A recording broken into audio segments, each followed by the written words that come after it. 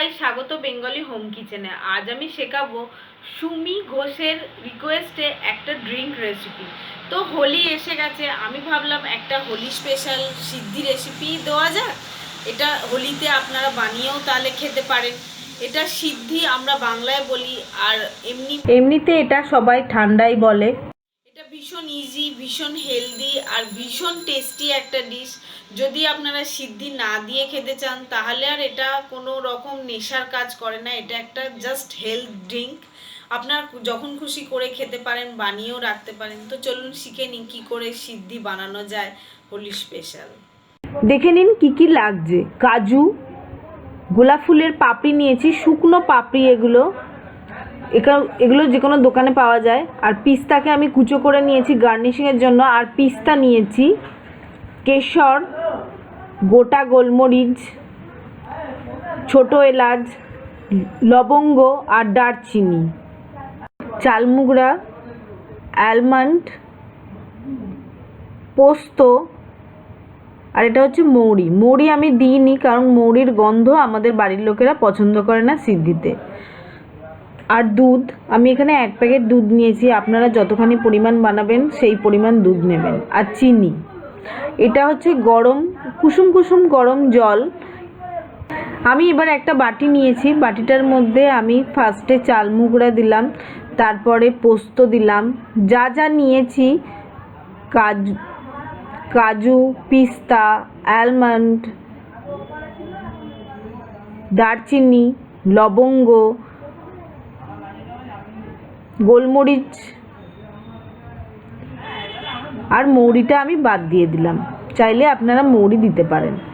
আর আমি এখানে গোলাপ ফুলের পাপড়ি নিয়েছি, আপনারা চাইলে গোলাপ জলও ইউজ করতে পারেন। এবার আমি এখানে এলাচের খোসাটা দেবো না, খালি ভেতরটা দানাগুলো দেবো।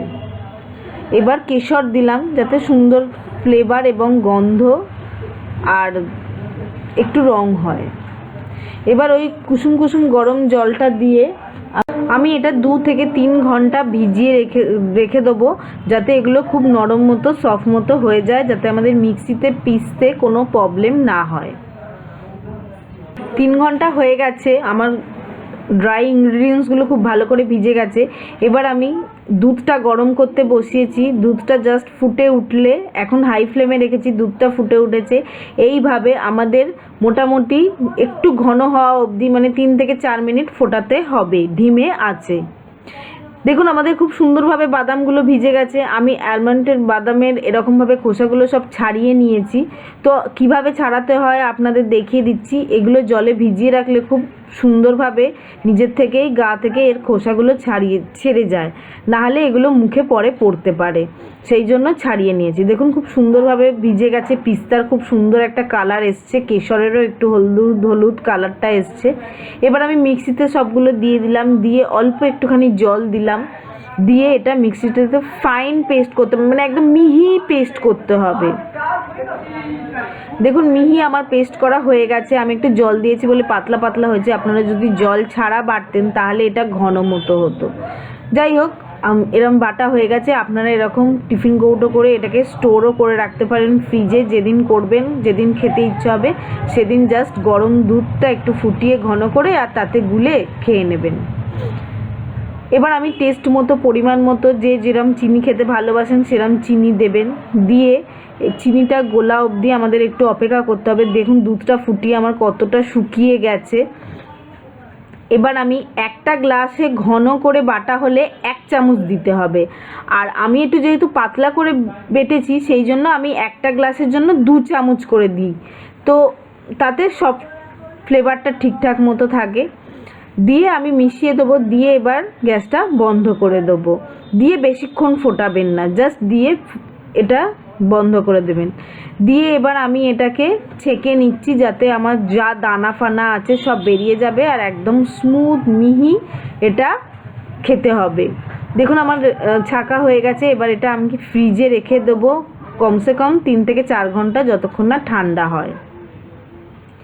এবার আমি সার্ভ করছি, মাটির গ্লাস নিয়েছি আর এটা একটা কাঁচের আমার কাছে ভাঁড় আছে, ভাঁড়ের মতো সেরকমই, আপনারা যাতে খুশি পরিবেশন করতে পারেন। আর তার জন্য গার্নিশিংয়ের জন্য আমি সেই রেখেছিলাম গোলাপের পাপড়ি শুকনো, আর পিস্তা কুচি আর কেশর। আর আমার দুধটা একদম ঠান্ডা হয়ে গেছে, দেখুন 4 ঘন্টা বাদে এবার আমি ঢালছি। আমার ইনগ্রিডিয়েন্টসের ডিটেল যা যা নিয়েছি সব ডেসক্রিপশান বক্সে কত কী পরিমাণ নিয়েছি সব লেখা থাকবে, প্লিজ চেক করে নেবেন। আর এটা অতি অবশ্য হোলির দিন বানাবেন। এটাতে যদি আপনারা কেউ চান সিদ্ধি দিয়ে খেতে, এটা তো অরিজিনালি বাঙালিরা সিদ্ধিই বলে, তো সিদ্ধিও যদি গুঁড়ো শুকনো পাওয়া যায় বা বাটা পাওয়া যায় সেগুলো দিয়ে খেলে নেশা হয় খুব সুন্দর, সেটা দিয়েও আপনারা খেতে পারেন। অবশ্যই ট্রাই করবেন, ট্রাই করে আমাকে জানাবেন কেমন হলো। আমি পিস্তা কুচি আর কেশর দিয়ে গার্নিশ করেছি, আপনারা আপনাদের চয়েস মতো করবেন। এটা দোলের দিন নেশা হওয়ার জন্য অনেকেই খেয়ে থাকেন। আমার ভিডিও যদি ভালো লেগে থাকে তাহলে লাইক করুন, শেয়ার করুন, কমেন্টস করুন আমার ভিডিও, আমার চ্যানেল সাবস্ক্রাইব করুন আরও ভিডিওর জন্য। টাটা বন্ধুরা।